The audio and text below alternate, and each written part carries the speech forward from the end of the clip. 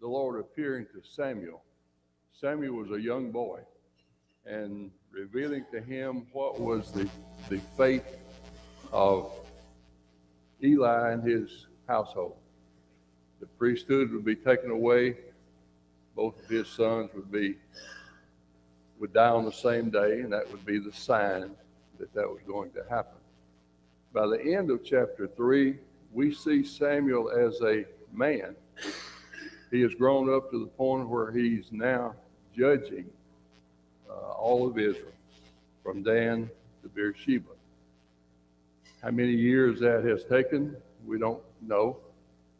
And we don't know whether there's even a lapse between the end of chapter 3 and the beginning of chapter 4.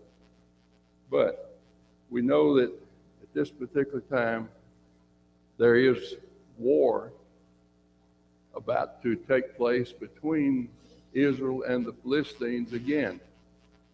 What provoked this war? The Bible doesn't tell us. But if by chance, and I know some of these judges did rule at the same time, if by chance there was an overlap between the rule of Samson and Eli, one possibility would be that these Philistines are really stirred up about what had happened.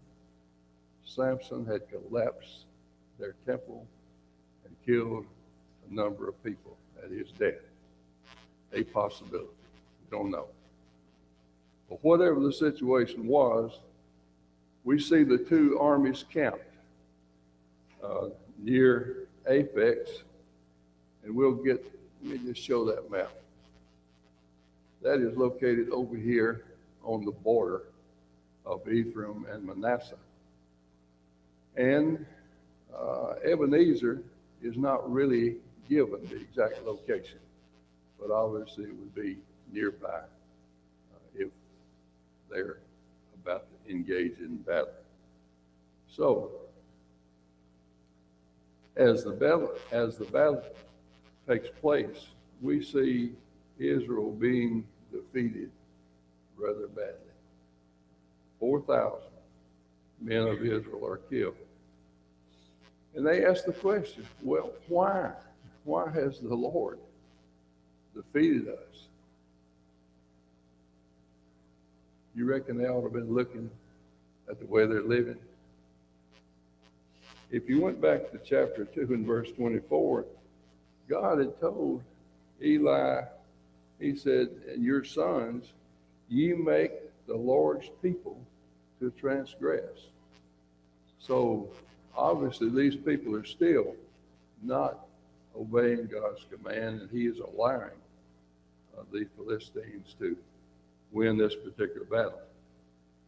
So instead of looking at themselves and saying, well, maybe we ought to change the way we're living, they say, I think what we're going to do, we're just going to take the Ark of the Covenant with us. We're going to make sure God's with us this time when we go into battle. And who are they going to carry with them? Two of the most wicked men I guess we read about to this point. They're going to carry Eli's sons. Would you call that the kiss of death, Jeff? Yeah. Carrying Hophni and Phinehas along with the Ark of the Covenant as they go into battle. Now, Eli, again, we don't know how much time elapsed between when God sent his message through Samuel to Eli. But that particular sign, as I mentioned, here he is allowing the Ark of the Covenant and his sons to go into battle. Don't understand. He must have forgotten that his sons are both going to die on the same day. But well, when the ark does come into the camp, well, the Israelites, they're obviously excited about it. They begin to shout, even to the point of the earth shaking. But they're not the only ones excited. But the Philistines are excited for a different reason. They're afraid of what's going to happen because they know, they remember the things that were said about what happened to the people of Egypt.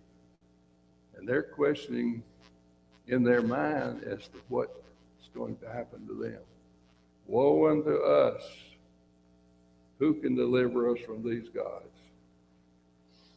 So, even though it's been a long time since the things that happened back in Egypt and how the people of Canaan reacted as God's people were about to move into the land, these Philistines still remember that if the Lord God of Israel is against them, then they may just be in trouble.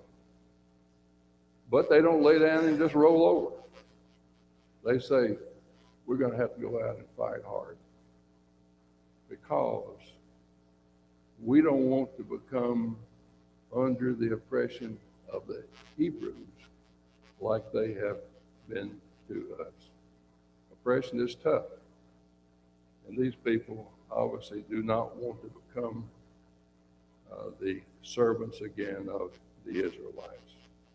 So they go out and fight hard. And they defeat Israel, killing not just 4,000 this time, but 30,000 men. Killing Hophni and Phinehas. And the real blow, they thought, was stealing or capturing the Ark of the Covenant. Well, we find a man of Benjamin. Let me go back to that map a minute. What would a man of Benjamin be doing way off over there fighting? We don't know, but we do know that these men of Benjamin were fierce fighters. We already talked about that. So these may have been mercenaries. We don't know. But we know they could hit a hare, throwing a rock. They could throw it right-handed or left-handed. They could shoot an arrow right-handed, left-handed. So they were there. But this man escapes. And he comes running back to Shiloh, where Eli is waiting. He's rent his clothes. He has dirt on him, obviously in distress about what has happened. Well, Eli, again, is sitting by the wayside, waiting to hear what's going on in battle. I think it's interesting. Why was he waiting? What did it say? It said, for his heart trembled for the ark of God. He didn't seem nearly as much concerned about the fact that his sons were out in battle. But even at this old age, and we know he's going to die here just in a moment, almost, he's still concerned about the ark of God. And I think we'll see that when the word really comes out as to what has gone on in the battle. So this man of Benjamin, he said, there's been a great battle, a great slaughter. Your sons are dead, and the ark of the covenant has been captured. And it was at this point that Eli falls over, breaks his neck, and dies at the age of 98, already blind. And this ends his 40 years of judge as a judge over the nation of Israel. Very sad situation. But it's not only affecting him, but now the scene changes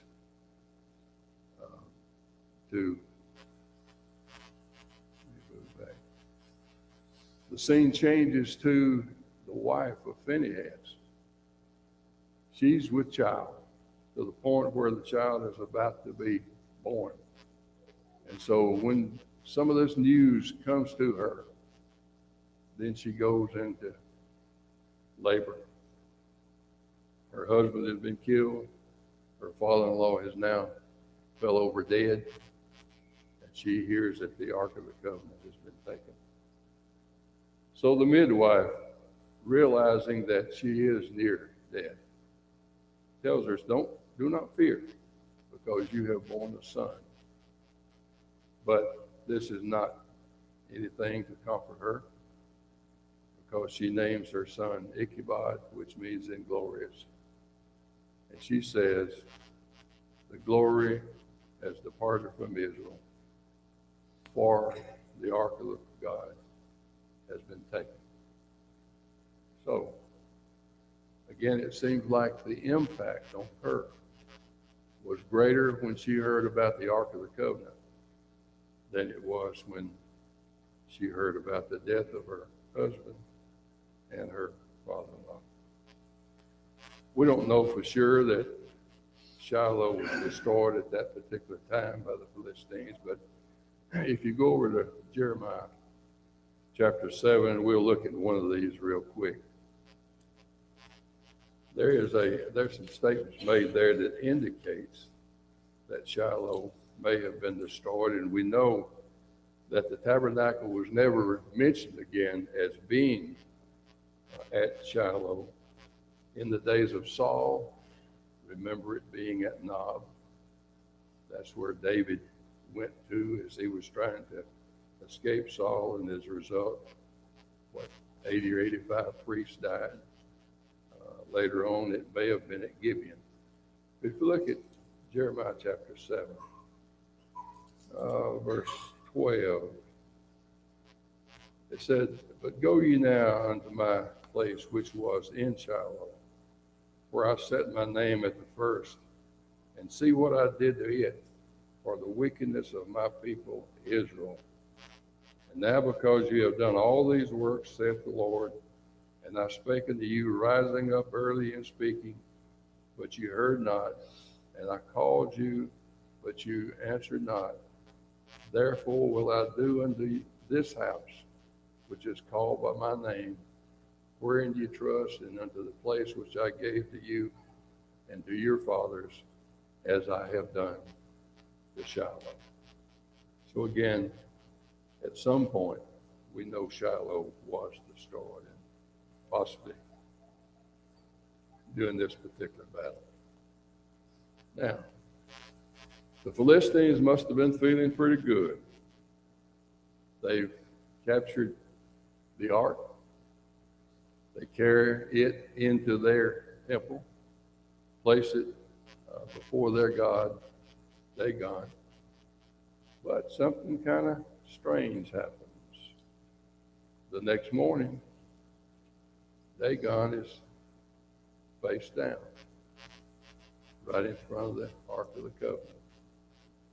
And is it this place, is it where they said, well, the wind must have blown him over? Yeah, right. But, so the next morning, not only is he over again in front of the ark, but this time his heads and hands are broken off out on the threshold of their temple. Now, text doesn't say whether they tried to repair their God, quotation marks, but we do know that they sure changed their practice. They now regarded the threshold as holy, and they wouldn't step on it from that day forward. But God's not through these people.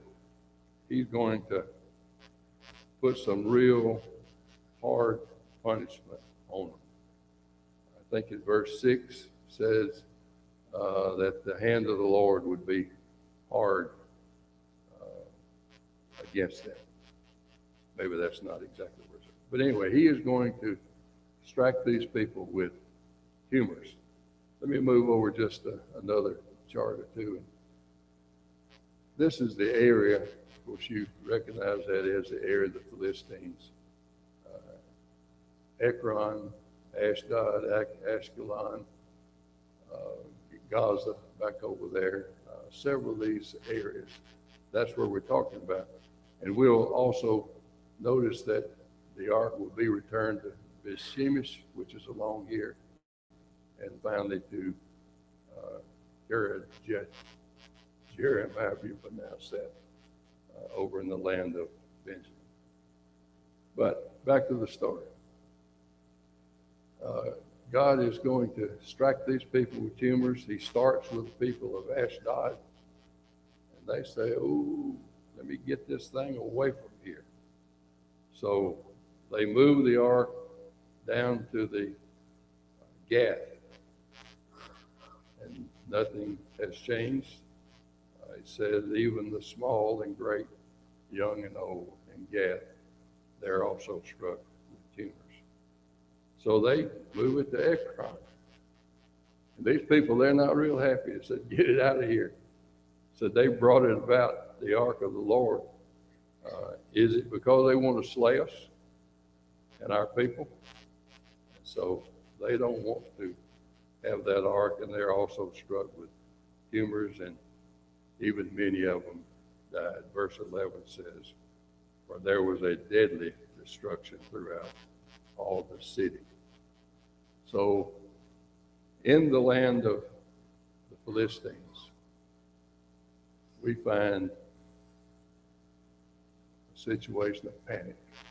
And I can imagine that would be the case. So they've got to decide now. We've had this thing for 7 months, and nothing good has happened. We've had a lot of people that died. We've had a lot of people struck with these tumors and so forth. So we're going to have to get rid of it. So they call their priests, their diviners together to find out what they're going to do about this ark. And they decide to send it back, but they're not going to just send it back. They understand that we must try to do something to appease this God of the Israelites. Said even they were going to send a gift. These people understood that something was wrong. They say, "We're going to send 5 gold tumors and 5 gold rats." You've got 5 lords of the Philistines involved in this deal. And they said, "When you send it back to them, you will be giving glory unto the God of Israel. Peradventure, he will lighten his hand from off you, your gods, your land." It says, remember what happened when the Egyptians let the people of Israel go. God slacked up. And they're saying, possibly, then this will happen. Said, "You shall be healed, and it shall be known to you why his hand is not removed from you." So they understood there was some transgression against the God of Israel that was causing all of this problem. So they devised a plan. And of course, we've heard this story, I guess, since we were children, how they built a new cart. They said, "We're going to tie 2 cows together that have never been yoked before. We're going to bring these calves that belong to these cows. We're going to separate them. We're going to bring them home. And we're going to put this ark on the cart. We're going to put some gold in a coffer, and we're going to send it away." How many of you ever dealt with cattle? A few people in here have. How many times have you ever tried to separate a mama and her calf? Ooh, that's a bad mistake. You got your work cut out. Because we don't have oxen anymore, but as a child I saw oxen yoked together. Can you imagine trying to get 2 of them that's never been tied together to do anything? No. They say, well, look, now if this works, we know that everything's going to be okay. But if it doesn't, we're just going to assume that all these tumors have been, things happen. By chance, we've had all these tumors. But they got a feeling that they're on the right track. In fact, when they send this cart back, these cows, they don't ever even slow up. They head right on back, never indicating there's any problem with the calves being left behind. But these Philistines, they're not real sure this is going to work. So you see all these lords traipsing along behind. They're following to see exactly what's going to happen, making sure these cows drag this Ark of the Covenant back. So it gets to Beth Shemesh, and the people there are out in the field, threshing, reaping the harvest, and they're all excited about the fact that the Ark has come back. And they offer the cows that have brought it back as a burnt offering to the Lord. And so when the Philistines saw all of this, then they turn around and go back. And can you imagine? They were also rejoicing as they went back home. But a sad thing happens. The men of Beth Shemesh, they actually want to take a look inside the Ark of the Covenant. And as a result, 50,000 of them are struck dead. We don't know whether the Levites were involved in this deal or whether it was just men. I think verse 19 indicates maybe just men. But whether or not, these people should have known better than to look into the Ark of the Covenant. And I think that, again, is an indication of just how far these people had drifted away from following after the Lord at this particular time. So the Ark of the Covenant is moved to Kiriath Jearim and put into the house of Abinadab, and where it remained until the days of David. And Eliezer, his son, was consecrated to take care of the Ark of the Covenant. So, these people, these Philistines, the tumors only struck maybe 3 of those cities. Ashkelon and Gaza, there's no indication that they had been affected. But all 5 of these gods were involved in returning this thing. And I guess they were probably thinking, hey, we're going to be next in line, and we sure don't want what's happened to these 3 cities to happen to our cities. So the Ark stays there in the house of Abinadab for about 20 years.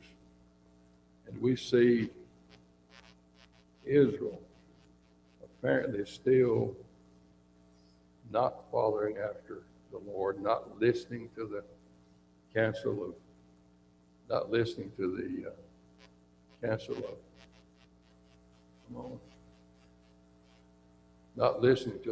of Samuel, because he's telling them, if you put away all these strange gods, turn back to Jehovah, then Jehovah will deliver you out of the hands of the Philistines.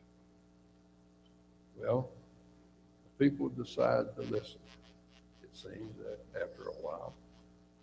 And they go ahead and put away their gods.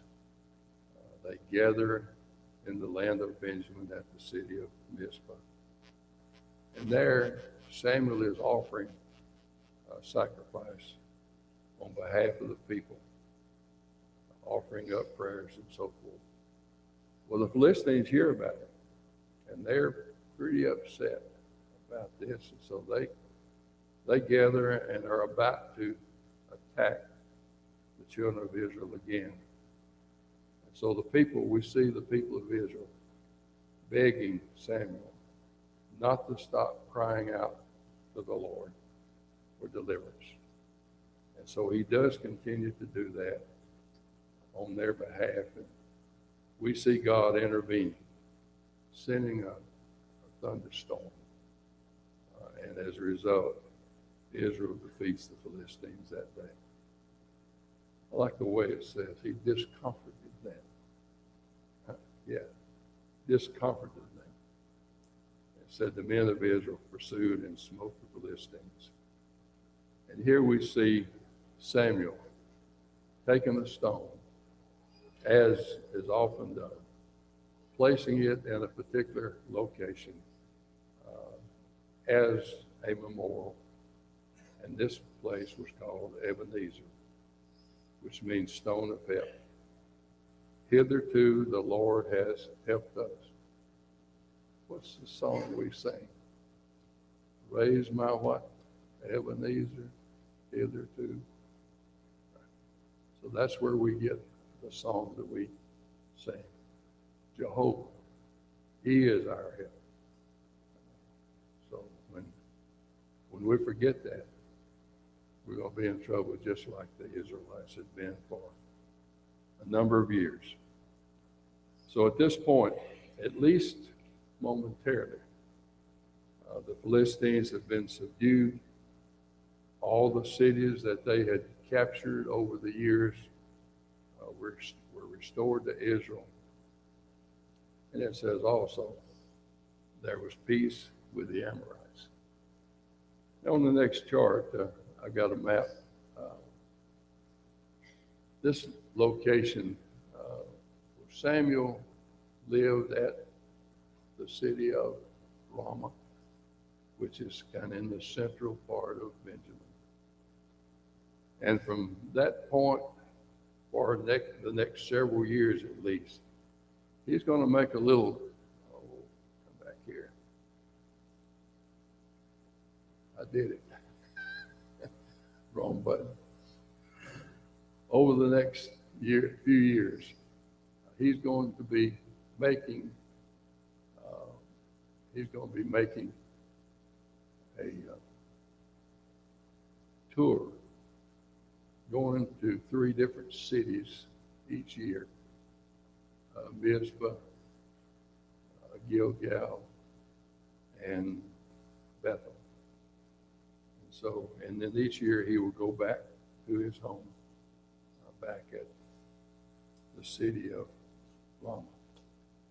So things are going pretty well. It seems at this particular time, except, let me move that one, except down south, Beersheba, located down near the south border of the land of Canaan. So Samuel, he's going to make his sons judges down in Beersheba, down in the southern part. But his sons have some of the same problems that Eli had. And I don't know, the Bible doesn't say Samuel restrained them not, like it did on Eli. Eli knew exactly what was going on, and he didn't do anything about it. But Samuel's sons are judging down there, and they're not following after the ways of their father. They're taking bribes, perverting judgment, and so forth. So things are not going well for the people of Israel. And so they come together and they say, Samuel, you're an old man. You're getting old. Your sons are not walking in your ways. So we want us a king. We want to be like the nations around about us. Give us a king to judge us.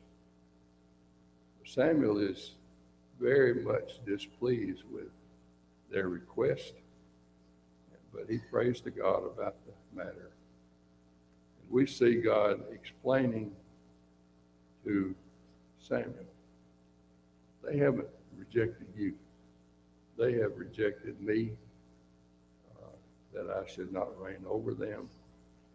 And he said, hearken unto their voice. But he says, You need to tell them, though, you ain't going to get exactly what you think you're going to get. Look at chapter 8, beginning in verse 11. And Samuel said, this will be the manner, or the Lord was saying to Samuel, this will be the manner of the king that shall rule over you. He will take your sons, appoint them for himself, for his chariots to be his horsemen, and some will run before his chariots. And we see that in Absalom doing that later on. And he will appoint him captains over thousands and captains over fifties, will set them to ear his ground and to reap his harvest and to make his instruments of war and instruments of his chariots.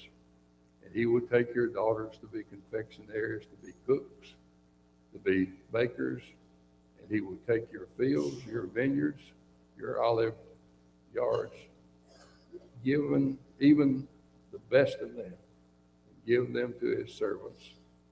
And he will take the tenth of your seed and of your vineyards, and give it to his officers and to his servants. And he will take your men servants, your maid servants, your goodliest young men, and put your asses and put them to his work. And he will take the tenth of your sheep, and he shall be his servants. And next quarter or the next 2 quarters, we're going to see exactly this happening under David, under Solomon, and eventually under Rehoboam and so forth. But the real sad part of all of that, as bad as that's going to be, look at verse 18.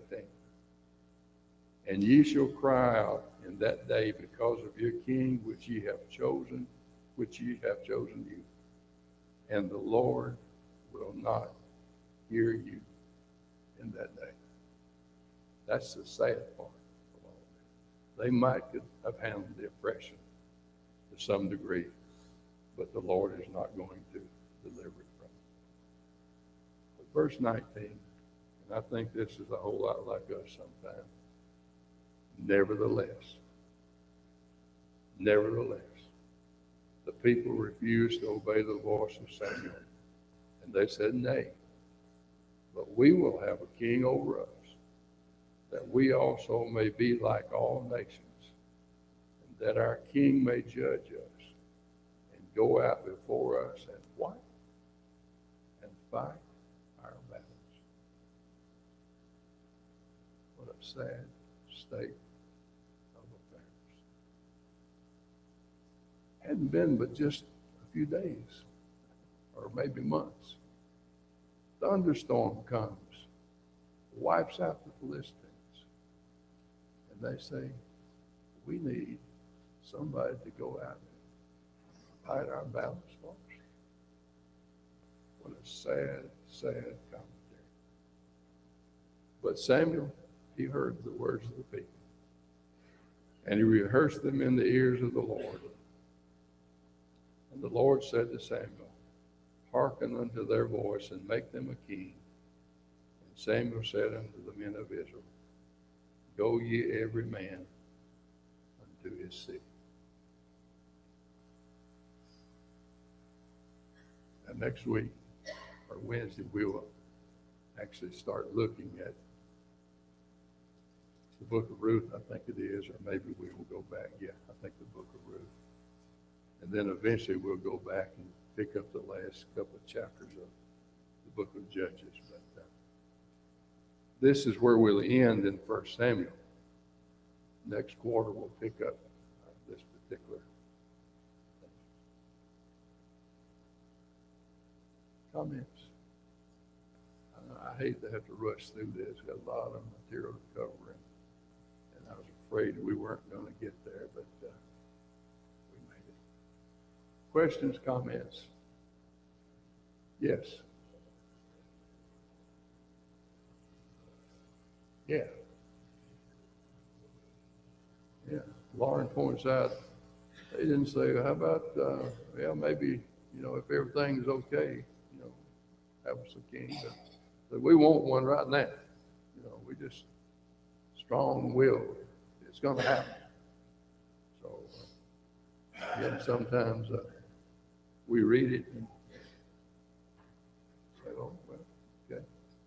That's what it says, but so what? We're going to have it our way. Other comments?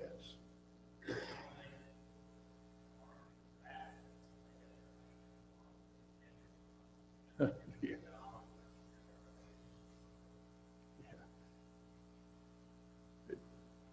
Randall points out, it said when they took the ark into battle with them, they had their faith in the ark. They didn't have it in God. And sometimes maybe we are guilty of that too. We need to make sure our faith is pointed in the right direction. All right. Time's about up. Appreciate your attendance. Hopefully Freddie, by the way, he and Magdalene are kind of under the weather. I didn't know what the deal was. I show up and I don't have a podium. I don't have anything. My man's gone. But I found the note back there that they're coughing pretty bad today and didn't want to infect any of us. So hopefully they'll be back Wednesday night. He'll have the lesson there. If not, I'm sure somebody will take it. I see volunteers. All right, thank you again.